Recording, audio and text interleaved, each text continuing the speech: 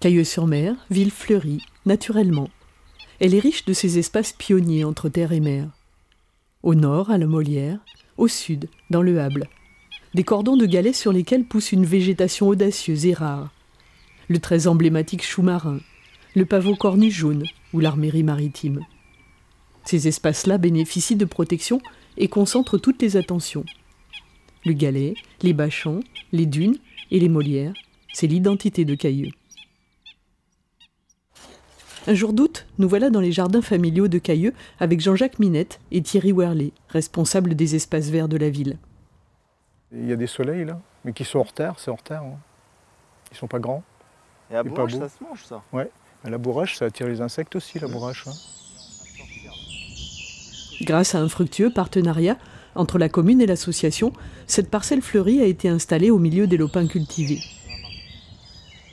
L'objectif était de supprimer une terre non cultivable pour améliorer la biodiversité.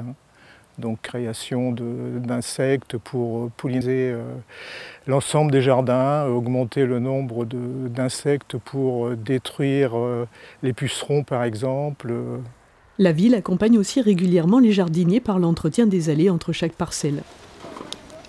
Dans la même logique de synergie et d'entraide, le service Espace Vert a fourni des plants pour fleurir et verdir les abords des cours au club de tennis qui s'est chargé des plantations. Un peu plus tôt dans l'année, à la fin de l'hiver, quand le vent était encore mordant, les enfants des écoles de la ville, les tout petits et les plus grands, s'étaient retrouvés autour de Thierry pour une grande opération de plantation. Vous êtes en train de planter un poirier. Donc vous le faites bien. Parce que sinon, dans 3 ans, on ne pourra pas faire de tarte. On est venu planter des arbres, donc des pommiers, des poiriers, pour éviter le réchauffement climatique, même s'il était déjà en train de le faire. Et pour continuer à aider l'écologie, on va dire. Automne 2024. Ce jour-là, il pleuvait des cordes, mais il en aurait fallu plus pour décourager le service Espace Vert de la ville. L'équipe assistait à un prestataire pour la mise en place mécanisée de 20 000 bulbes de narcisses et jonquilles. L'intérêt ? Économique, mais aussi écologique. On plante des fleurs qui pousseront toutes seules, durablement.